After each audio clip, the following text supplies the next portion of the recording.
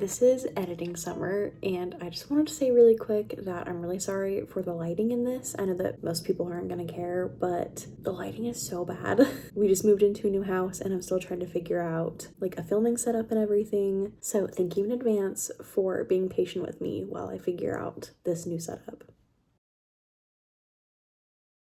Hi, it's Summer, and this is my September and October wrap-up. The first book that I read in September was The Unmaking of Pharaoh by Adrienne Young. I gave this one 3 stars. This one is a historical fiction fantasy. It kind of has like some portal magic, maybe like a touch of time travel. This feels like it was long enough ago that I've kind of forgotten a little bit about like what it's about. But on Goodreads for this one, I said this was a really cool take on a generational curse, and I loved the vibes and the characters. It was super confusing though, and I felt like it could have been shorter. The pacing in the middle was especially just really slow. I also am just not a fan of the amnesia trope. I'm so glad I read it though, and I really enjoyed the writing style. The characters were unique and felt real, and the setting was so rich and really easy to visualize. I liked this one better than Spells for Forgetting by the same author. After that, I read a graphic novel called Dream Over. I'm pretty sure that I read this on NetGalley. I gave it 2.5 stars. I honestly don't really remember what this one was about either. Sorry, Markle is like yelling at me for attention. For this one, I said this was just okay. I didn't love the art style for the majority of the book, but that's just personal preference. I really liked the art during the dreamscapes though. I didn't really understand the point, and it didn't feel like a realistic depiction of middle school dating / romance. I did enjoy a lot of the dialogue though. After that, I read Business Casual by B.K. Borison. This was one of my most anticipated books of the year, and I gave it 4.5 stars. This is the 4th and final book in the Love Light Farms series. This one follows some side characters that we have kind of briefly heard about in the other books, but in this one they get their own love story and romance. It follows Charlie and Nova. If I'm remembering right, I think Charlie is either the brother or stepbrother or like half-brother of Stella from book 1. And I think that Nova is one of Beckett's siblings, and Beckett was in book 2. That was his romance. I hope that I got that right. I think that Charlie is like a finance bro. He's very like golden retriever energy. He's a very big, energetic personality. And Nova is just really sweet, and I really liked her character, and she is opening up a tattoo shop. And I love whenever there's like tattoos included in a book. For this one, I said I loved this. Charlie and Nova are so cute. I loved their banter and how their relationship progressed. I was also glad that the main conflict wasn't miscommunication. The vibes were so good, and it was really fun to be back at Love Light Farms.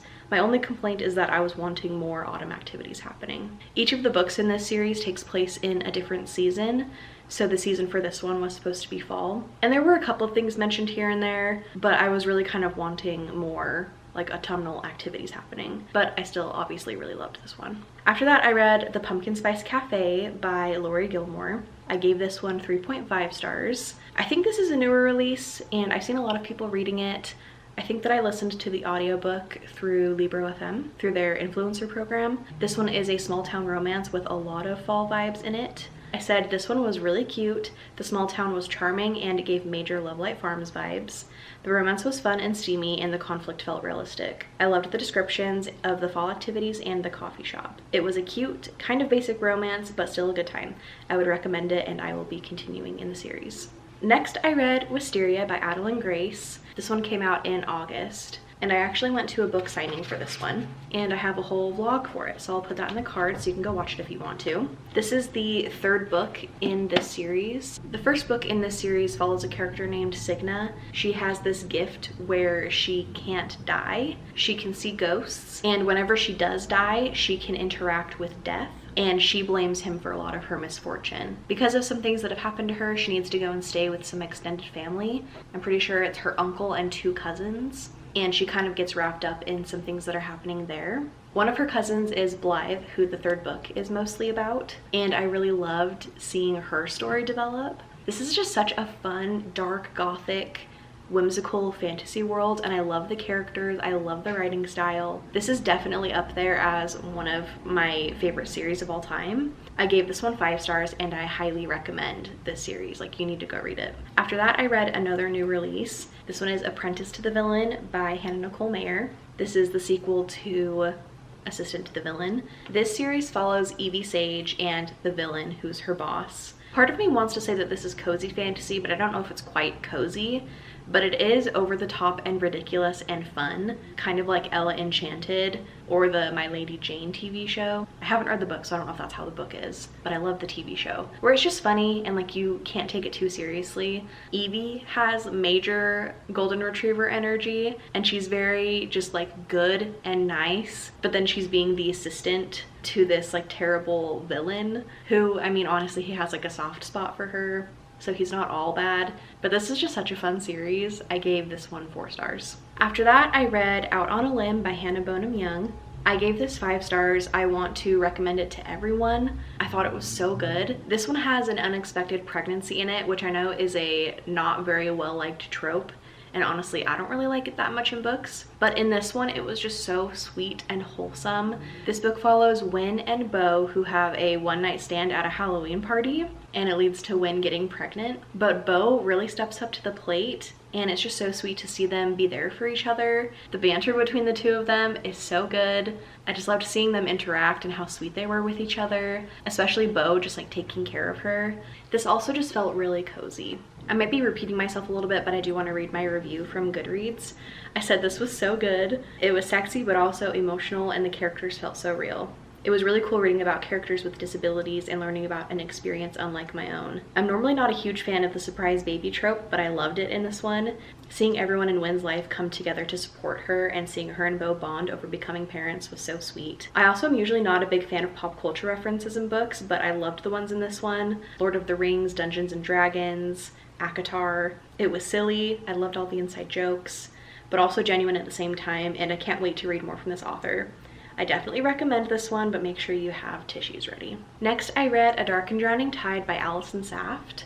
I gave this one 2 stars, and I'm so sad about it. It was one of my most anticipated books of the year. This one is a dark, kind of gothic historical fiction fantasy. One of the main characters is a folklorist, and it's sapphic. Those are some of my favorite buzzwords, but it unfortunately just was not my favorite. I said it had too many things going on for a standalone, especially with the world building, which is something that it also has in common with A Fragile Enchantment, also by this author.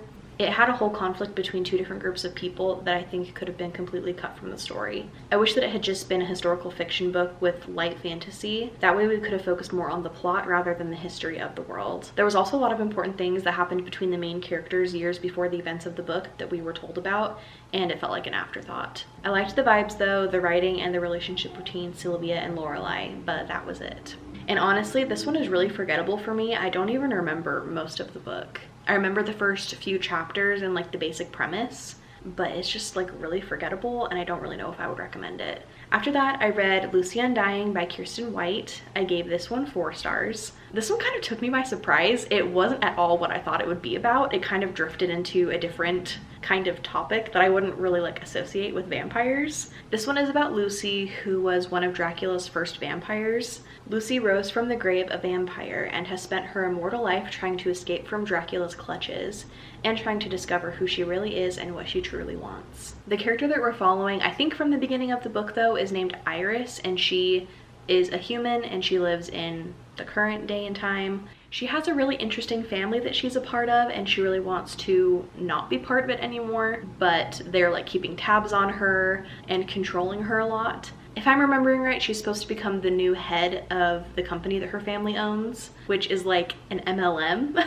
all about products to keep you young. For this one, I said this was a really cool take on vampires. As someone who lived in Utah for 20 plus years and has seen how many crazy MLMs there are, I thought it was so funny that an MLM cult based in Salt Lake City was a large part of the plot. I really enjoyed seeing Lucy's life through the years and how portions of the story were told in epistolary form. The romance felt a little bit insta-lovey, but I still liked it and was rooting for it. My main complaint is that it was too long and could have been shortened. But overall, I really liked this one. I also really enjoyed the audiobook. After that, I reread one of my favorite books for my friend Gwen's podcast. I'll put a link to it in the description. We read Bunny by Mona Awad. The last time that I read this one was, I think, back in 2021 or 2022, and it was 5 stars then, and it is still 5 stars now. This one is dark academia and just like weird horror. It's about this main character named Samantha, who is a scholarship student at her university. She's going to school for writing, and in her writing workshop there is this group of girls that she calls the Bunnies. They kind of move and speak as one, They have a really distinct aesthetic and they call each other Bunny. And one day they invite Sam to what they call a smut salon, and she's really curious, so she goes and she gets kind of like sucked into their orbit. It's so good. It's very polarizing. Like, it's definitely not for everyone, but I love this one. Like I said, it's still 5 stars. I recommend it if you like weird horror for sure.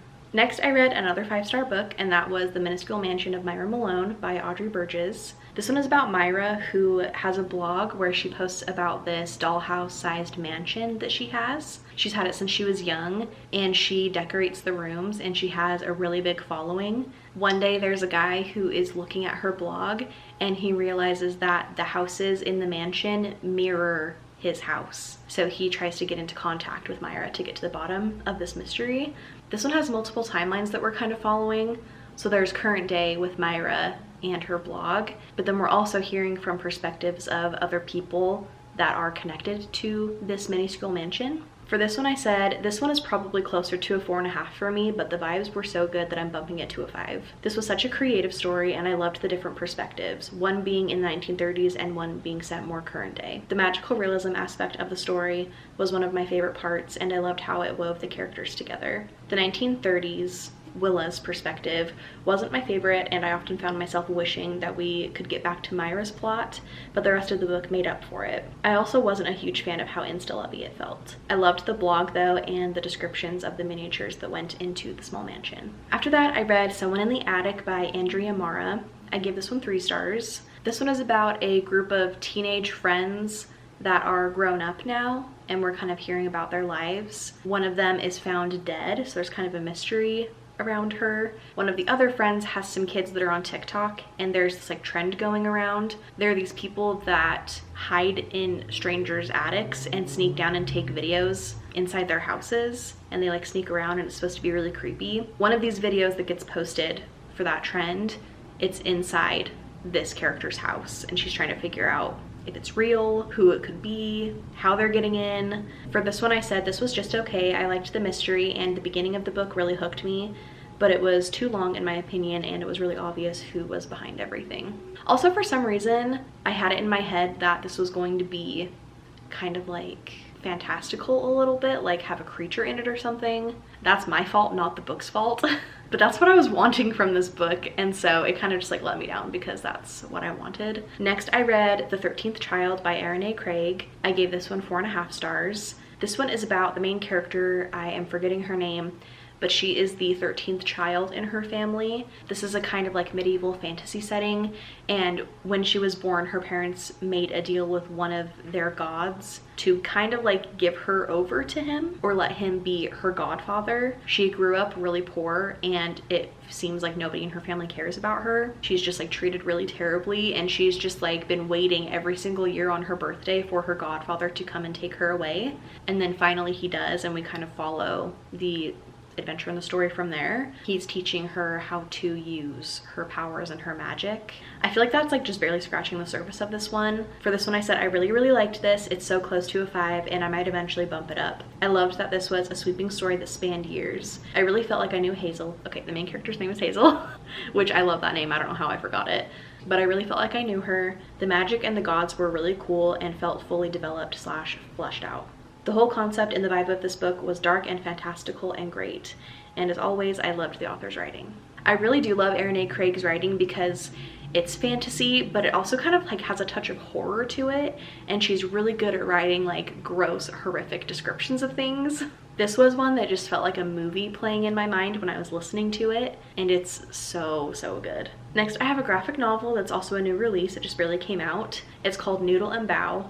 I think I'm saying that right, and it's by Shayna Liu. This one says it's perfect for fans of Animal Crossing. It's an empowering middle grade graphic novel that follows a girl who helps her friend's humble food cart stand its ground against the gentrification of their Chinatown neighborhood. For this one, I said this was absolutely perfect. It had everything that I look for in a graphic novel: beautiful art, lovable characters, and a complete story arc with a strong message. I loved that when we were introduced to each main character, we got a little bio on them, including their pronouns. I also loved that through most of the dialogue, there's Chinese written as well as English. I appreciated the detail even more after reading the author's note, which was beautiful and informative. This graphic novel had so much personality and emotion, and it was really unique. I will be recommending this to everyone. After that, I read So Thirsty by Rachel Harrison. I gave it 3 stars, which I was so sad about. I wanted this to be a 5-star book. This one is about 2 friends who go on a little like birthday getaway for the main character, and they get wrapped up with some vampires. For this one, I said this was fine. I liked it more than I disliked it, but I don't really get the point of this one. Almost nothing really happens. It was still sexy and fun, but it was also really frustrating, especially Naomi's character, who is the main character's best friend. She was so annoying. I did enjoy the writing though, and it was a quick, entertaining enough read. The audiobook was well done too. After that, I read The Gathering Dark, which is an anthology of folk horror. It's edited by Tori Bovalino, and it has a bunch of authors that are included, including Allison Saft. I gave this one 3 stars. I said there were a couple of stories that were 4 stars, but mostly this was just okay. Good vibes though. And I think that's kind of all I have to say about it. I really wish that I liked it more though, because this cover is amazing. After that, I read A Dark and Secret Magic by Wallace Kinney. I gave this one 4 stars. This one is a witchy book, and it has a lot around Halloween happening in it. This one is perfect for October and Halloween. It was super witchy, and it had lots of like yummy food and like baking and stuff. It had a cute cat, and it had major practical magic vibes. The romance was fun, but a bit insta-lovey. Sorry, I moved because that lighting was just like too much for me. After that, I read This Time Tomorrow by Emma Straub. I read this one for my friend Elise's book club called the Libronauts. It's a sci-fi book club, and so this was the pick that she let me choose for the book club this month. The sci-fi element in this one is time travel. We've already had the live show for this one, so if you want to go and check it out, I will leave it in the description. I gave this one 4 stars. This is about the main character who, on her 40th birthday, she time travels back to her 16th birthday. She's able to make changes and kind of see how her life could have ended up if she made different decisions. Also, current day, her dad is on hospice, and so when she's going back to her 16th birthday, she's trying to save him. And so this book obviously is really emotional. For this one, I said this was emotional and nostalgic. Perfect if you're a fan of the movies 13 Going on 30 or About Time. I enjoyed this one and all of the fun pop culture references. It was also really thought-provoking and made me think about what I would do if I were in the main character's shoes. Also, the author's note was lovely. Alright, the second to last book that I have is What the River Knows by Isabel Ibanez. I gave this one 3.5 stars. I love anything with ancient civilization vibes or set in ancient Egypt, so this one was so fun. It had major The Mummy vibes. This one was a solid 4-star book up until about the 70% mark. The end of this one was just doing too much. It became really complicated all at once and all at the very end, and it just made the pacing really weird. I do also think that this one was a little bit too long and could have been shortened. This would have been just 3 stars if it weren't for the last few lines of the book. I audibly gasped and was so surprised. I wasn't sure if I was going to read the sequel, but because of the ending, I definitely will. This one is about the main character, Inez. This is set in like the 1800s or like early 1900s, I think. But her parents live in Egypt half of the year, and they work on like dig sites and like excavating, and they're trying to like find ancient Egyptian artifacts and stuff. One day though, she gets a telegram saying that they have died and that her uncle is now her guardian. He was part of their like excavation group and stuff, so he's in Egypt, and she decides that she's going to go to Egypt to go and try to get to the bottom of her parents' deaths. There's also some magic that's kind of wrapped up into this world. It's pretty subtle and small, but also a lot of the plot hinges on it. But I thought it was really interesting and kind of unique. Inez is 19 and she definitely reads like kind of young and annoying, but it wasn't enough to like make me hate the book or anything. But yeah, I will definitely be continuing in the series. I'm pretty sure that the next book comes out like in November, like this month, so I'll probably read it pretty soon. And then the last book that I have on this list, I actually read it in one day yesterday, and it's Broken Bonds by Jay Bree. It's kind of a shorter book. It's like 250-ish pages, so it went by really quick, and I don't really know how to feel about it or how to rate it. I'm just sticking with 3 stars for right now. This one is urban fantasy, and it's kind of similar to Zodiac Academy. In this world, there's this group of people called the Bonded, I think, and they can like study your DNA and find your bonds, which are basically like your soulmates that you will end up with, and you can have like multiple of them. Pretty much polyamorous relationships are just the norm in this society. So this book is a reverse harem book and the main girl has 5 bonded. They are all really mad at her and like kind of hate her because she ran away from them and like basically like rejected them, and they think it's because she just like doesn't care about them. But in reality, she ran away because she was like captured by some kind of like rebel group and then was on the run because of her power that she keeps like saying that she can't talk about, or like if they knew what my real power was, they would understand. It got so annoying and it was so repetitive, and she just kept reminding us over and over again that she probably has some crazy power, but she can't let us know what it is. But instead of just communicating with everybody and telling them, hey, I have like a perfectly good reason for running away from you, she just decides to like keep her mouth shut and just not communicate. And I was really hoping that all of that would be worth it, and that there would be like some fun smut and that the plot would get really interesting, but there was 0 consensual smut. Also, the writing is so bad. The word freaking was used literally a million times in this book. But even with all of that negative stuff, like I flew through it, and I'm reading the second book right now. Like, I don't know. Don't judge me. I feel like it's probably just like the vibes were there or something. It has a really high rating on Goodreads, which I think is really interesting.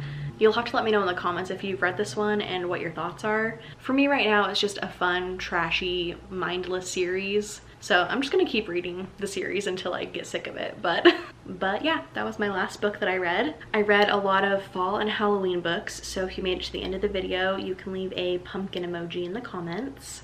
Also, let me know if you read any of the same books as me. Thank you so much for watching, and I will see you in the next one.